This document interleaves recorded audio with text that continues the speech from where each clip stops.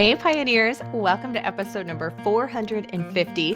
We're talking about ancestral cheese making for better gut health, the benefits of traditional methods with David Asher.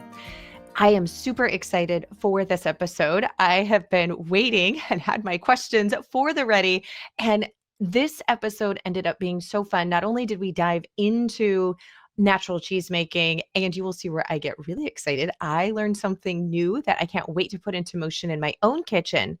But we had a really overall conversation about really how messed up in at least America our food system really is, and how so many people are taught in the past, 50 to 100 years on the ways to do things that really aren't traditional methods at all of cheese making, but have kind of become traditional. And I'm using air quotes for those of you who are not watching this on our YouTube video version, but are really not traditional at all. And so walking backwards and looking at what true ancestral means instead of what so many of us think of traditional as today, because it's really not. So a really great conversation. Even if you're like, I don't really know that I'm ready to go down the road of making my own cheese, you'll find a lot of benefit in today's episode.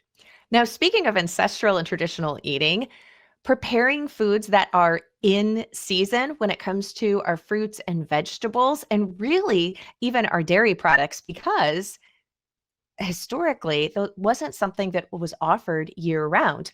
Cheese making, what we'll be talking about today, was a way of preserving that food so that you had it in the off season, but it was definitely a seasonal food. When it comes to lowering your grocery bill and also offering nutrition, you can't get much better than doing seasonal cooking. And that is why I have every single month our harvest to table seasonal recipes that focus using seasonal produce. It's one of my favorite things. Now, it is digital currently. I printed this out for my own use, but we will be moving to print. And if you are signed up, then when we go to print, you will already be grandfathered in. It's part of our Pioneering Today Academy at our basic level. So you will get this delivered every month to your inbox. And if you join right now, you're also going to get 3 bonus months of the Harvest to Table recipe guide for the price of just one. So basically you're getting 4 for the price of 1. You get 3 bonuses. We'll have the link beneath this video description, or if you're listening to this the old-fashioned way, where you're not at a computer, you can just go to melissaknorris.com/basic. What's really fun is this one where you're featuring using vegetables in your cooking. One, it's a great way to introduce those foods, especially if you have somewhat picky eaters, but it also can help take the place of some of the fats, which for a lot of people, the fat part is one of the biggest parts of expense. It's something that a lot of people, unless you're raising your own livestock, aren't able to produce on their homestead as easily as they are their fruits and vegetables. Plus, it just offers great flavor profiles for the season. So one of my favorites is this chocolate beet cake, as well as the butternut squash rolls. So fabulous addition to add to your holiday tables. We'll have the link so that you can go and check this out and everything else that comes with it right beneath this video. So today's guest is David Asher, who is a natural cheesemaker, bringing the traditions of dairying, fermentation, and coagulation back into this age-old craft. He's a former farmer and goat herd from the west coast of Canada, and David now travels widely, sharing a very old but also very new approach to cheese production with his Black Sheep School of Cheesemaking. Through teaching about the use of in-house starter cultures and natural rennet from calves and kids, David helps cheesemakers around the world reclaim their traditional cheeses. He also explores the connections between all fermented foods and the important role of small-scale and traditional food production in our modern world. Without further ado, here is my interview with David. Well, David, welcome to the Pioneering Today podcast. Great to be here. It's wonderful you have me on the show. Yeah, well, I'm very excited that you could be here. And as we were chatting just a little bit right before we hit record, you are actually teaching in Switzerland right now, which is very cool, and just and a little bit funny at the same time. Yeah, it's kind of outrageous, Melissa. Really, I can't believe how the world has received these natural cheesemaking ideas that I've put together. The book that I published back in 2015, The Art of Natural Cheesemaking, has been translated into like 5 languages and has made its way out all over the world. And the reception that I've been getting from cheesemakers everywhere has been really phenomenal. Folks see it as a breath of fresh air and a wonderfully different and a freer way of transforming their milk into cheese. Yeah. I think, one of the things that's been really, really fun is I have seen such a rise of people really hungry for knowledge of more traditional ways of doing things, both agriculture, both food preparation, the food that we eat, like all kind, and cheese making is one of those. But really across the board, kind of Across the seeing board. so it's really cool to see. And it doesn't feel like it's slowing down. If anything, I feel like I'm seeing it more and more people. It's kind of this cascade effect, right?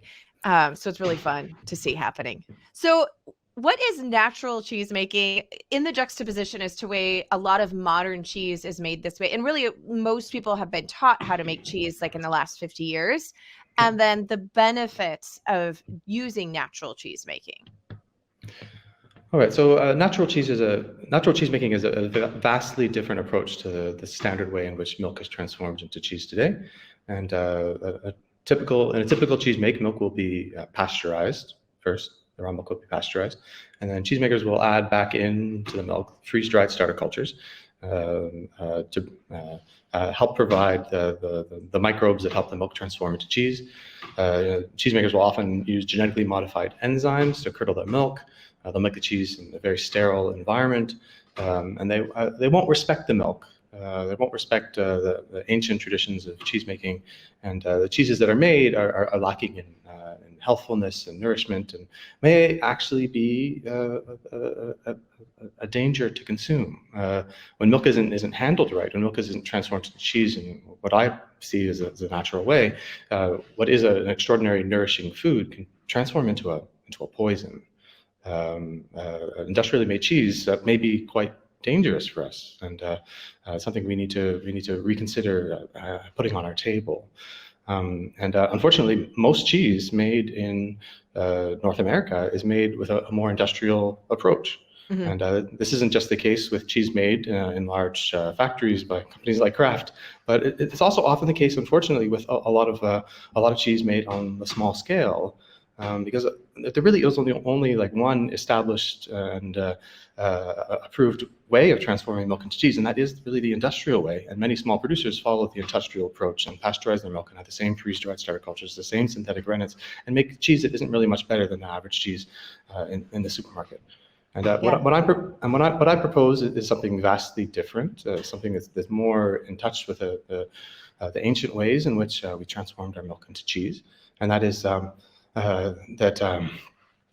These natural techniques that involve working with milk raw in its intact form, preferably still warm from the animal, not affected by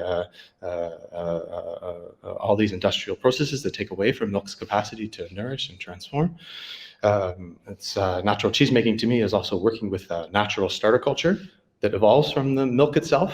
Rather than using a freeze-dried starter culture, instead of letting the milk ferment and develop its own extraordinary and protective community of beneficial microorganisms that allows the milk to transform into cheese most naturally. Natural cheesemaking is working with rennet, the enzyme that curdles milk.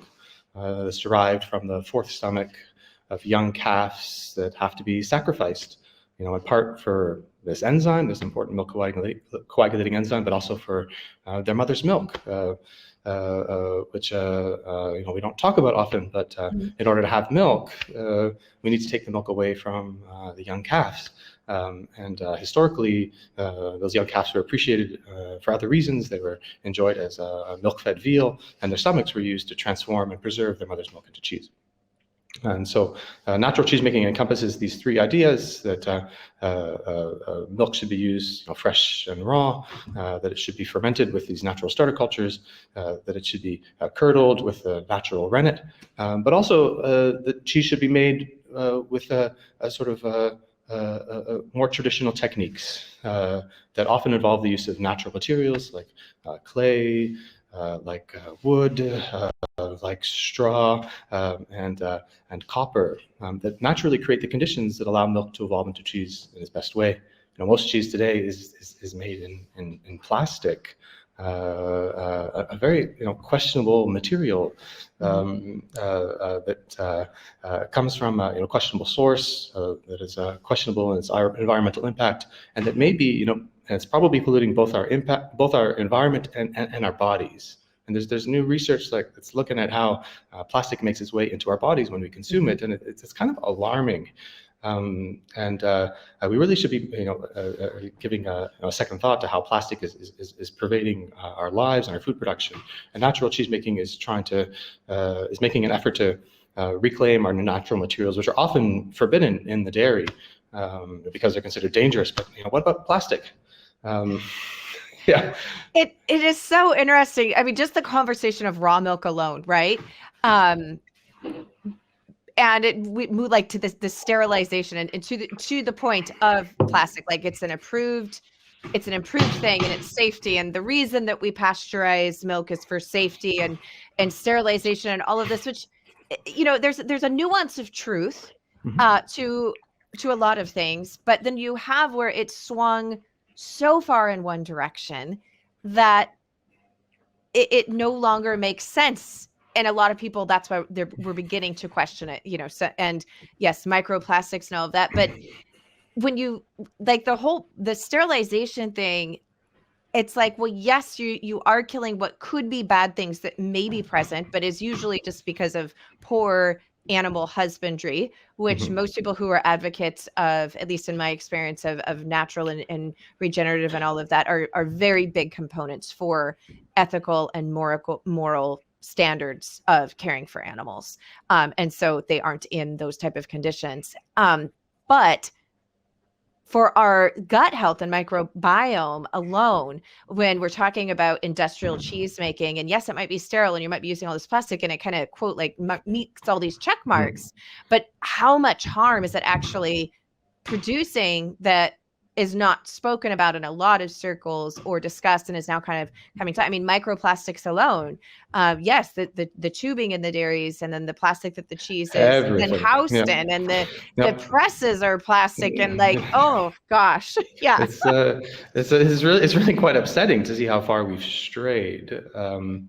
And how much, and it's going to be quite a process for us to make our way back to these traditional methods. Often, what I propose in cheesemaking is unfortunately illegal. For most people in the United States and Canada who are listening to this, raw milk sales are not permitted from the farm. And I go as far to suggest that when we're working with raw milk to make our cheese, we should be working with milk still warm. And even if some states permit the sale of raw milk from the farm, there's no way in any jurisdiction, under any regulation, that milk will be permitted to be sold warm. Oh no, it has to be chilled like immediately. It's got to be chilled to 4 degrees as soon as it comes out of the udder. And this has a devastating and damaging impact on how milk behaves and how it actually protects itself. And milk is never made to be refrigerated, for example. And when we refrigerate milk, we actually impede the development of milk's best protective microorganisms and actually set the stage for the growth and development of unwanted microbes like E. coli, Salmonella, and Listeria that thrive in milk when it's not protected by its own indigenous community of microorganisms. Milk, we're starting to understand that milk is meant to ferment. Yeah. That it's not meant to be really kept as milk, and keeping milk as milk is actually quite damaging to the milk. And it can cause unwanted microbes to grow. It can cause rancidification of the fats. It can cause breakdown of the proteins. It can cause allergic reactions when you drink long refrigerated milk. And when older milk is transformed into cheese, for example, all these cascading and damaging effects can make the cheese really taste bad and be really damaging to our health. And this is something that we're not really beginning to it's something we don't really recognize in North America, but something that's understood in other parts of the world that really honor and respect traditional cheese making practices, and really make an effort to make cheese with this more natural approach. And it's quite common in many parts of the world for cheesemakers to work with milk still warm from the udder, for example. It's understood that it makes the best cheese, it's most nourishing, it evolves most naturally, that it sort of ferments itself and develops its best way. But it's very rare. There might be like 3 cheesemakers in the United States, for example. I don't know of any in Canada who work with milk still warm. It's seen as very dangerous. Yeah. Yeah, I was in Canada recently this past summer and fall, quite a bit actually. And it was one of those things, like I'm fortunate in Washington State in the States where I live, it is legal to buy and sell raw milk. Of course, if you're going to be selling the raw milk, like you have to meet all of these specifications. So unless you have like 10 or more cows, it usually doesn't make financial sense. So anyhow, but I can go and get it. Not all stores carry it. We kind of learn to look like for the natural food stores and co-ops and stuff. And you can find it if you don't have I'm really lucky. We don't have a dairy animal of our own right now, but I have a fabulous raw milk dairy right next to my husband's work. And so we can go direct to the source. But when I was in Canada, I kind of had forgotten, you get in your bubble of wherever you're at. And I'm like, I was going to the stores and I'm like, I can't find raw milk anywhere. And then so I settled for getting some live probiotic yogurt, though it was in a plastic container, but when traveling, do what you do. It's so preposterous. I mean, many Canadians travel across the border to the United States to get their milk. And then are legally permitted to bring it back across the border. We can buy raw milk frozen in pet food stores, like shipped in from California. I mean, the rules and regulations around it are kind of out there. But we're not allowed to support our local farmers, and we're not allowed to buy milk from our neighbors. It's seen as extremely dangerous to be selling milk, and there seems to be no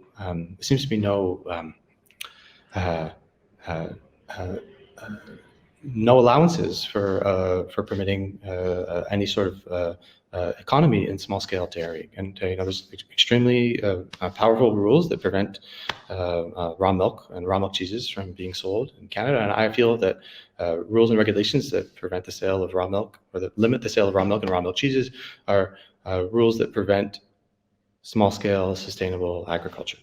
Like this is serious. Yeah, we need this as part of the way we feed ourselves. It's something that's severely lacking, both north and south of the border. Here in Canada, it's the one good food that's almost completely lacking from our diet, and it's shocking. And people often have no idea what they're missing. Very true. So. With your approach, I have your book. I've used your method, so I've been very much looking forward to this interview. So, for those who may not be familiar with it, you use for your starter culture for your cheese making dairy kefir, or am I pronouncing it correctly? We both pronounce it wrong. I pronounce it kefir, you pronounce it kefir, but apparently the original Turkish way of pronouncing it is like kefir. It's a very different pronunciation. So okay, well, close enough that at least we know your what you're speaking of, right? Okay, that's right. But kefir is extraordinary stuff. The Turkish name apparently means pleasure. It's like drinking it makes you feel good, of course, because of its wonderful probiotic effects, because it's a very nourishing, very digestible food. It just makes you feel good. But it also has a small amount of alcohol in it from the community of beneficial yeasts that's a part of the kefir microbiota. But kefir is one of several different natural starter cultures that a natural cheesemaker can use to invoke a good fermentation in their cheese. And if you are able to get a kefir grain, and you can find kefir grains from kefir keepers all around. Once you have this kefir culture, you can keep the kefir culture and use it to make your kefir for the rest of your life, and then you can pass the culture on to your grandkids, who can pass that culture on to theirs. It's quite a sustainable starter culture, and makes an extraordinary fermented drink that folks are really loving. It's one great way of fermenting milk and making good cheese. But these days, I also advocate for other natural starter cultures, and lately I've been talking a whole lot about Clabber culture, which these days I hold in a higher regard, in part because it tells a more important story about milk and how milk is made to ferment. And sometimes getting a kefir grain is a little hard for folks to get, especially rurally. But if you've got access to raw milk, you can make your own starter culture very simply by taking your raw milk, preferably fresh from the udder, still warm, and leaving it to ferment spontaneously at room temperature. And after 2 days of fermentation at room temperature, the milk should curdle as a result of these indigenous milk microorganisms that are meant to ferment the milk. And once this milk curdles, it's what's known as Clabber. It's a traditionally fermented milk that's enjoyed all around the world. It goes by many different names in many different regions.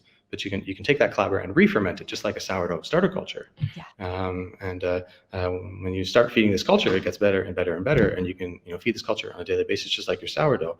And the Clabber culture will provide all the microorganisms you need for just about any style of cheese, but also it makes a really delicious probiotic yogurt that you can enjoy on a daily basis. Yeah, no, Clabber is very exciting. And I think one of the things that I have been very, what I find fascinating, I guess I should say, about Clabber is because if you've come to cheese making, so for those who are listening, if you've I've never even looked at cheese making before.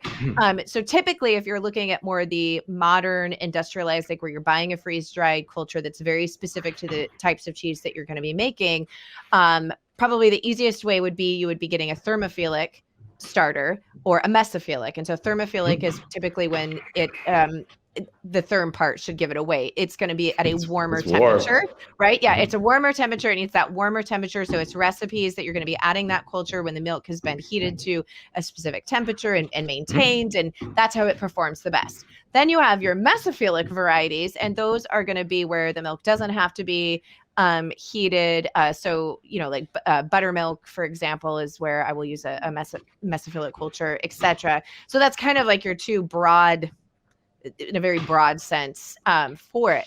So what is so interesting though to me is with the Clabber and even with the kefir, because I believe your book, I have an older edition. I'm not sure how many editions now of it. Most of the recipes were done with kefir. And so I've got a new book out, and it was just published this past summer. It's called Milk into Cheese. And this new book elaborates more on this natural starter culture I call Clabber, and looks into it in a much deeper level, and elaborates on how it evolves from milk on its own. And it's fascinating. Clabber is able to evolve in all these different directions, depending on how you handle it. You can make a mesophilic Clabber culture for your mesophilic cheeses by leaving milk to ferment at 20 degrees. But you can also make a thermophilic Clabber culture from your raw milk. It has all these microorganisms in it. This is extraordinary reservoir of these beneficial bacteria. You can make a thermophilic starter culture, which is great for making yogurt and hard, cooked cheeses by taking your raw milk and leaving it to ferment at 40 degrees Celsius, which is like 105 degrees Fahrenheit. You leave the milk in a warm environment, and you end up developing these milk's own microorganisms that you can use as a sustainable starter for making your own yogurt. And milk is extraordinarily capable. It has everything in it that it needs to transform it to cheese, and we just have to understand how to work with it. And our ancestors understood what to do with it, but we've lost touch with what it takes to transform milk into cheese because we've sort of been confused. Started off with Pasteur, I'd say. And it continued on with modern microbiology, sort of this massive misunderstanding of milk. And we sort of lost our way, no pun intended.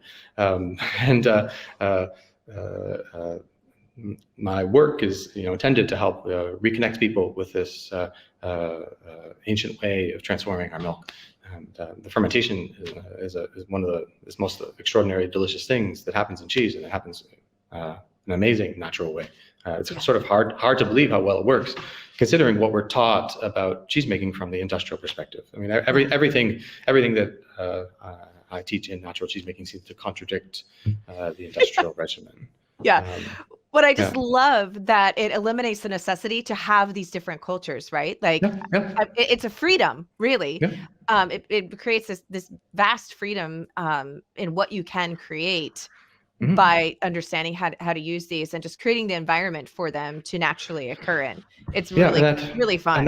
and that freedom is very important. You know, we need to be able to practice this independently. We need not be dependent on distant laboratories for the ferments that allow our milk to transform into cheese. You know, most starter cultures that are used in milk's fermentation in North America come from laboratories in Europe. Yeah. You know, most of our rennet, almost all, you know, as far as I understand, there's no rennet whatsoever manufactured in the United States of America or Canada, and you know we've lost our independence in these matters, and you know there's important reasons why we need to reclaim these traditions in our cheesemaking.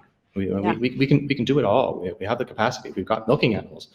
You know, we can make our own starter culture. We can make our own rennet. Yeah.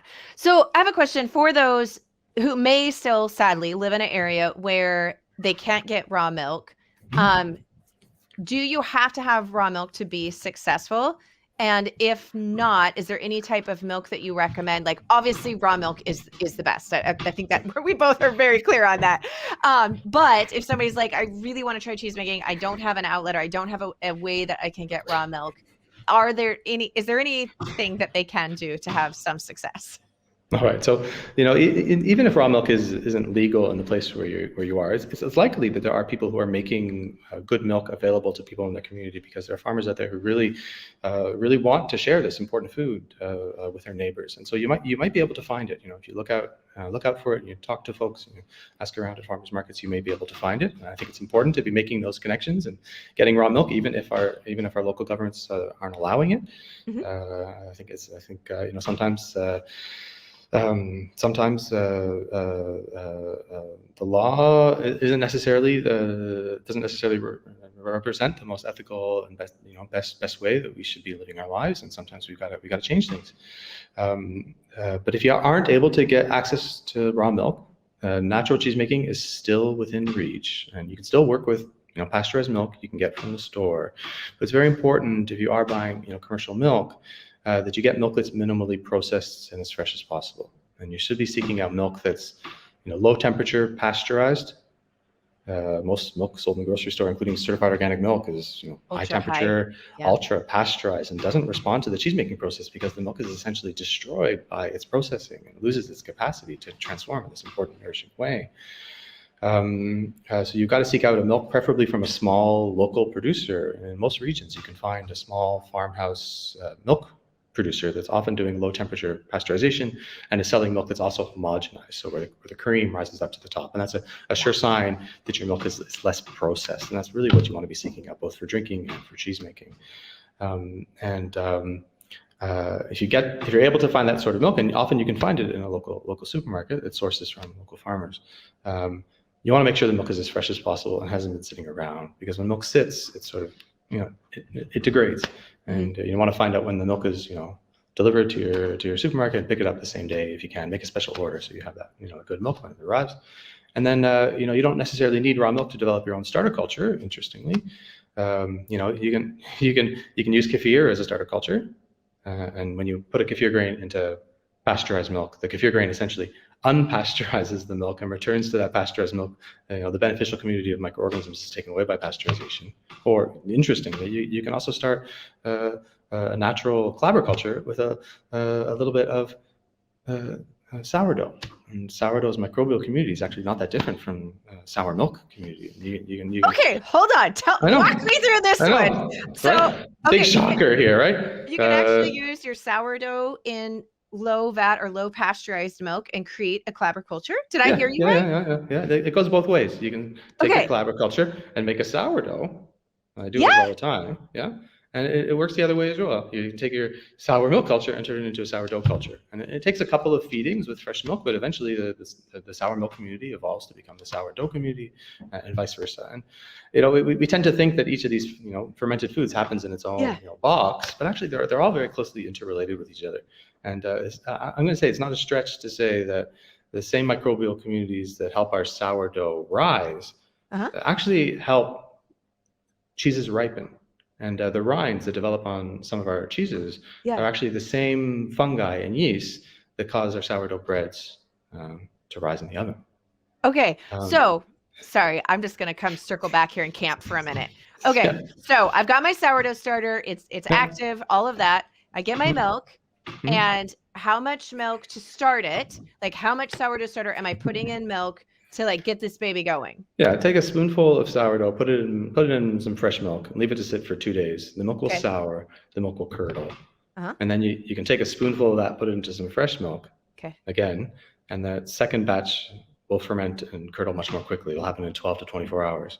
And when you do that regularly, reliably, you essentially make a Clabber culture that you can use as a sustainable starter for your cheese making, even with a pasteurized milk. And you know, the way you keep the sourdough starter culture is sort of the same way you keep a sour milk culture. There's sort of the same philosophy behind it all, and the same microbes. And the only difference is the milk and the flour. And there's not, that much difference between the two. And most fermented foods evolve in a very similar way. And there's some other strategies. If you're not able to get raw cow's milk, raw goat's milk for transforming your milk into cheese, for developing a starter culture, if you really want a starter, you're not able to get raw milk from your local farmer. You can also, get some breast milk. Human milk ferments in the same way. It contains this extraordinary community of beneficial microorganisms that can help you make your own cheese, and you can have your own starter culture potentially if it's your own breast milk. There's a lot of really use to make your cheese. I will hold some of the lines that are coming. Yeah, but that is really. Boy. There's so many ways to do it, Melissa, and it's really quite outrageous. Yeah, I love the sourdough into the milk culture. Like, I don't know why I didn't think of it. Yeah, I'm so excited about that because I have so many people. I do a lot of sourdough. I teach sourdough and all of that, and I have so many people that want to get into raw milk and doing this, but they're like, I don't have a raw milk source, and I'm like, that you could essentially you could create your own Clabber with your sourdough starter. It's like so cool. Yeah, I'm so excited. It's pretty liberating, and it's pretty really neat to see all the common ground between these two very important and very sustaining ferments. Yeah. Okay. So for somebody who's wanting to dip their toe into cheese making, they're just getting started. Do you have some, especially with using the natural method? Because I think when I first started with cheese making and was using the direct set cultures, the freeze dried cultures, that those ones, it seems that you get and maybe just because that was where I started in my experience. So please tell me if I have a completely wrong viewpoint on this, but you kind of got very predictable results with them. It was very, very predictable. And so then when I started branching out with using the kefir, I found that it didn't seem to be quite as predictable, which on one hand made sense. You're using a much more alive, naturalness organisms there, so it could influence and change things differently probably. So for someone just starting out with the natural cheese making, do you have some best cheese recommendations to get started with? Or does it not really matter? So I'm gonna address the first part of your question. Okay, good. That is about the consistency of natural techniques. And I feel that natural techniques can be more consistent than making cheese with a freeze-dried starter culture. And then the natural starter cultures actually can be very easy to keep and can be very consistent if it's kept consistent, if it's fed on a regular basis. And just like a sourdough bread baker can come to rely upon their sourdough starter culture to raise a consistent loaf of bread, a natural cheesemaker can come to rely upon their Clabber culture or their kefir to make a very consistent cheese. And it's all about the regular regimen of caring for your culture, which is just as essential to sourdough as it is for natural cheese. Freeze-dried starter cultures, on the other hand, you can't really have the same confidence in them because you don't actually know that they're working. When you add them to your milk, you don't really know that they're going to do what they're supposed to do. You can't tell when you add them to your milk that they're actually going to ferment it.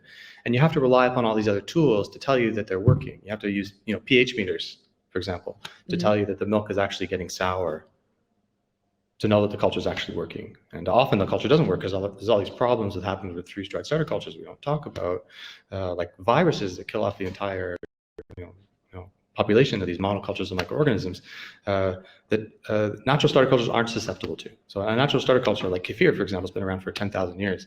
and has never been killed by a virus. It's actually antiviral kefir, and it's extremely strong and very capable. And so it's a very good ferment, and you can rely on it and have consistent results.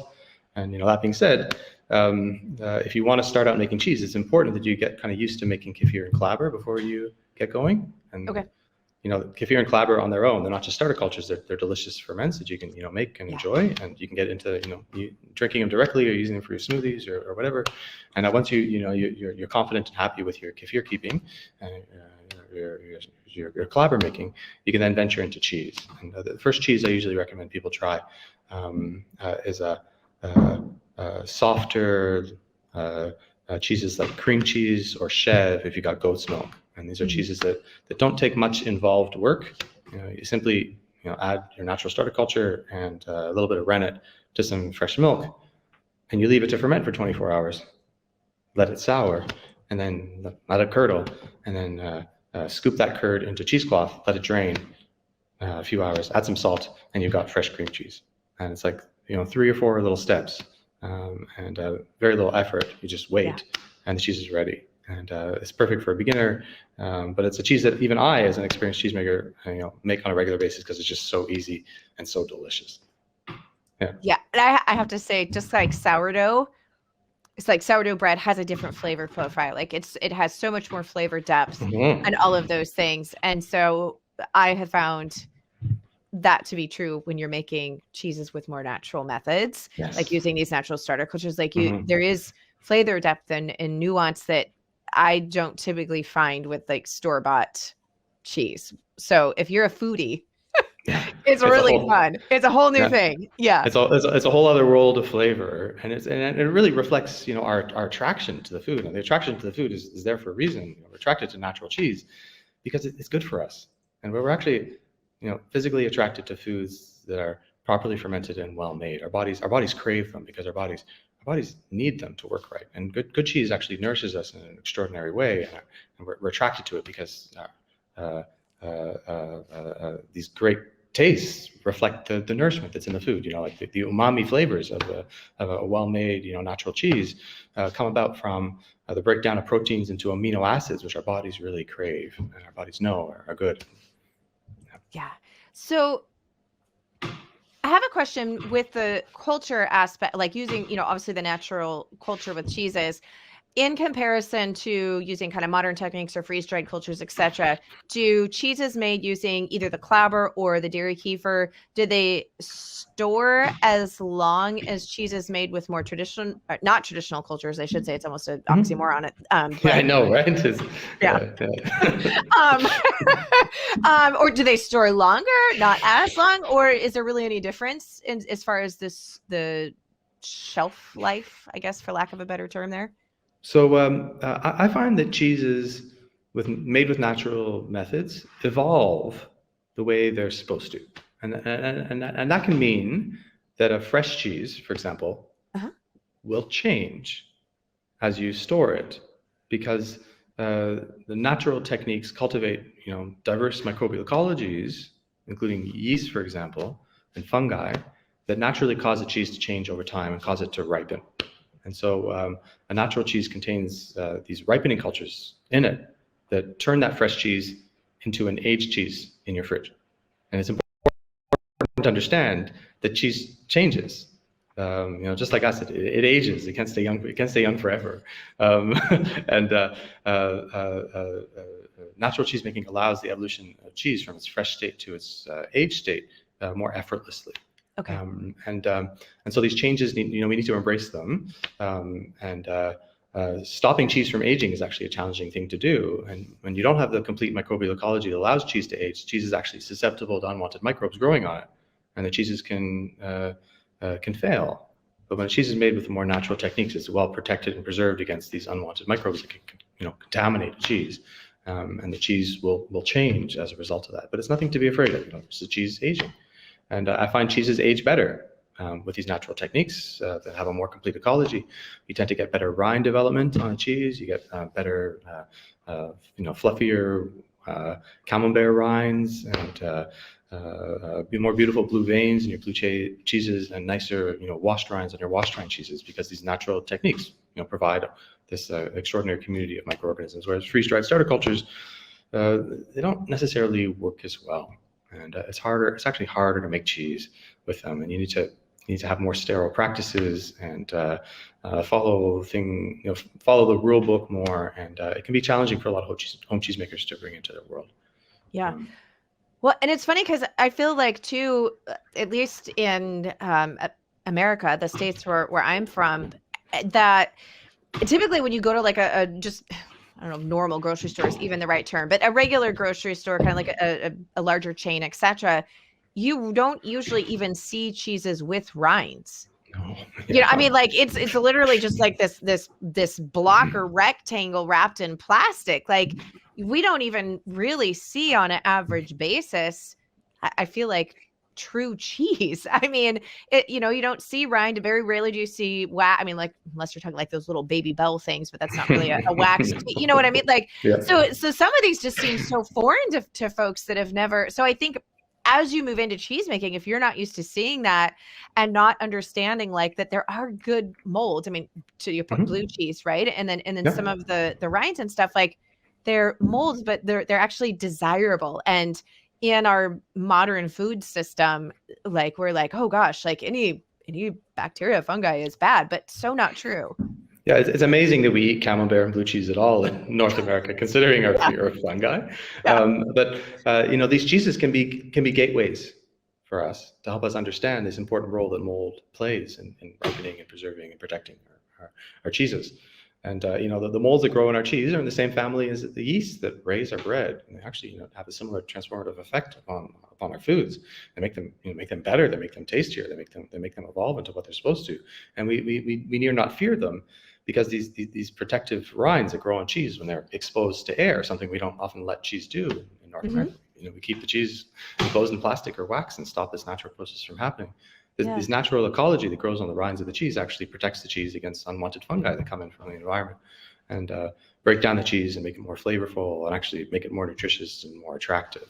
And keeping a cheese, sealed in plastic is actually, I don't know, it doesn't allow cheese to really express itself or evolve the way it's supposed to. And the cheeses mostly end up tasting kind of sour when they're left in plastic, because the sort of fermentation continues on, and more lactose is turned to lactic acid. The cheese just gets more and more sour in the absence of air. But when a cheese is allowed to breathe, fungi grow on the rind that eat the lactic acid and actually make the cheese sweeter tasting and more interesting and complex than a similar cheese that's sealed away from air. We need air to breathe, and so do our cheeses. Okay, I feel like I don't know cheese yet. Like as far as flavor profile, I'm like, oh, like cheese is even store-bought, not like, I love like a really good aged cheddar, which from the store, even a really good aged cheddar is probably nothing compared to using traditional techniques aged cheddar would be, I shall say. So for somebody who is wanting to move, say, from kind of more the soft cultured dairy, like feeling like, okay, I've got that kind of under my belt, like I've got, yogurt and my kefir, like those feel like I've got those down. As you move into more of the aged or hard cheeses, do you have any that you feel like are a good start for beginner on that part? It's kind of the next step up, I guess. Yeah. So often a cheese I recommend is not cheddar. Cheddar is one most Americans and Canadians want to make, because it's the cheese the cheese we eat the most of. But the process of making it is actually pretty laborious, and takes all day, and is really only worth making if you have enormous quantities of milk. Okay. I recommend a different style typically, and the hard cheese I usually recommend people make is a French kind of Alpine cheese called tome. And tome is pretty easy to make. It just takes an hour and a half or 2 hours to make from milk, and it's a great sort of cheese to make if you've got like I don't know, between 2 and 5 gallons of milk to play with, and you curdle the milk with your starter culture and you rennet. Then you cut the curd really small and you cook it to like 105, 110 degrees Fahrenheit. That's 45 degrees Celsius. And the cooking helps you make a really firm cheese that you can press together by hand. You don't need a cheese press. You can make a really firm cheese that's really easy to preserve without going through that really long cheddaring process.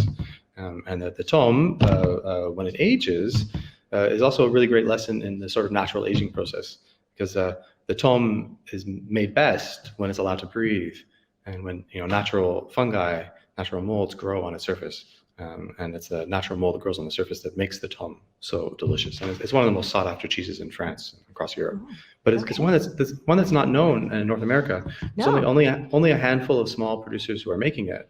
And sometimes it's a good idea to go and seek out that cheese and get a taste of what it's supposed to be before you try it yourself, just to get a sense of what you're aiming for, and to help you understand what it is this cheese is supposed to be, and that the mold is an important part of it. Yeah. Okay. Is that in your new book, the recipe for making that? Yeah. The recipe's in both my books, the old one and the new one. Okay. Well, now I'm gonna have to go back. I have the old one. I'm gonna have to get the new one. I don't have the new one because I must have glossed over that one, in all honesty.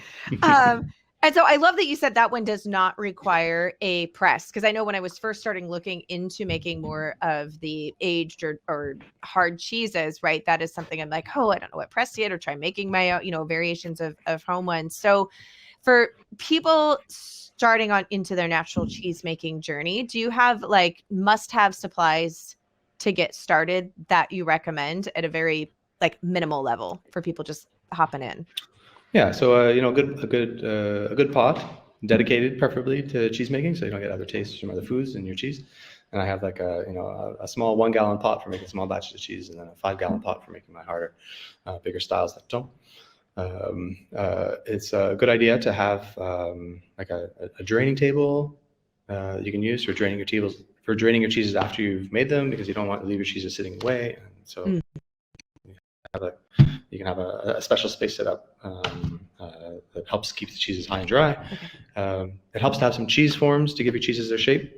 And you can buy commercial cheese forms made of plastic, but I generally recommend you do things more naturally, and you get some clay cheese forms made by a local potter, for example, or you improvise cheese forms with like stainless steel pasta pots that have those holes in them, those veggie steamers people have. Those are fantastic cheese forms for making a tome. And likely you have a lot of equipment already at home that you need to make cheese. And I encourage people to do things improvisationally, to work with what they've got and make cheese with the equipment they've already got at home. And cheese evolves naturally in that way. And historically, cheesemakers often made their cheeses that way. They worked with what they got, and the tools and equipment that they had on hand is what made their cheese. And I like to encourage that approach. But that being said, another thing it's important to have is an aging space, especially if you want to make some of these ripened cheeses. You need to have a cool and humid environment in which the cheese can age. For a startup cheesemaker, you can age cheeses just fine inside your fridge, inside of glass containers or Tupperware containers or wooden boxes in your fridge that help keep the humidity. But if you want to get more serious about preserving your milk and transforming it into something even better, you can invest in a cheese fridge, like a wine refrigerator, or something you can control the temperature on, so you can have the right temperature and humidity for aging your cheeses, or consider a cellar for an aging space. And a lot of people's spaces under their homes work at least seasonally when it's cool and damp as a really good space for aging cheese. Okay, this is where I wish I had a spring house, but I don't have a spring on my property. So I'm like, oh, that would be perfect. Well, this has been fun. I am super excited to go start testing my sourdough starter in milk for Clabber. Though I do have raw milk, I really want to test that and play around with that. So I have homework assignment that I've self-assigned. So David, thank you so much for coming on. Just following your work and being an advocate for the natural cheese making has been so fun. So for those who are wanting to learn more about this, learn from you and get into it, where's the best place for folks to connect with you and your work? Okay, so my two books, The Art of Natural Cheesemaking and Milk into Cheese, are great jumping off points. Art of Natural Cheesemaking is a great beginner's guide, and Milk into Cheese is really an in-depth guide into how and why milk transforms into its best cheese. Those are great resources. I teach classes all around, including in Canada, occasionally in the United States, and Yeah, we're working on that, friend. yeah. Getting We're it to gonna the we're gonna US. make it Yes. we're gonna make it happen, Melissa. Yeah, and I offer in-depth classes that show people how milk transforms into cheese in its most natural way, and it's wonderful to be able to show people in person how milk transforms. But I also have an online class that can show people, from the comforts of their home, how they can transform milk into cheese if they aren't able to make it to class. All those homesteaders out there with a milk cow. It's a little hard to get away. And so this class is meant for people who need these skills but can't make it to class. Yeah, perfect. Well, we will have in the show notes as well as the blog post that accompanies this episode. We'll make sure that we have links to that. So for those of you who are listening on the different platforms there, if you're watching it on YouTube, obviously we'll put it in the video description, a link, and we'll have it on the blog post. So whichever way you happen to stumble across this, we'll get all those for you. So David, thank you so much for coming on. This was very exciting, if you couldn't tell. I was just loving learning all the new things. It's fantastic. I'm very excited to share with you, Melissa. I hope you enjoyed that episode as much as I did.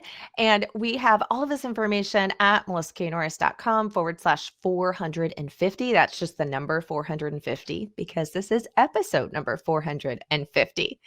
Today's podcast is sponsored by Azure Standard. Azure has many, many cultures. So if you are looking to start your own dairy kefir, which I hope that you are after listening to today's episode, they have the dehydrated milk kefir grain so that you can get started. They have a number of different cultures that you can get started with as well. So you can make your own sourdough starter, but if you want to get a jump start on the process, you can also get sourdough starters, including gluten-free sourdough starters. And Azure has all of those and more, including butter muslin, which is a fine weave cheesecloth. So if you're jumping into cheese making, and even if it's for yogurt, in order to strain that and make some of those really delicious, easy beginner cheeses that David's talked about, then you're going to want to make sure that you have butter muslin on hand. It is actually the one that I have, and I have been washing mine for a number of years and just using it over and over and over again.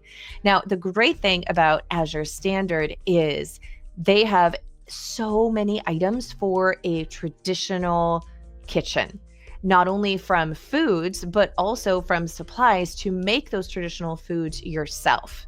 If you're a first-time customer, use code Melissa15, that's Melissa15, off of your first $100 order for 15% off. And as I said, Azure has a ton of things from bulk grocery buys to supplies to help you down your journey of bringing back ancestral and traditional food making into your own kitchen. I can't wait to see you back here next week. Blessings in mason jars for now, my friends.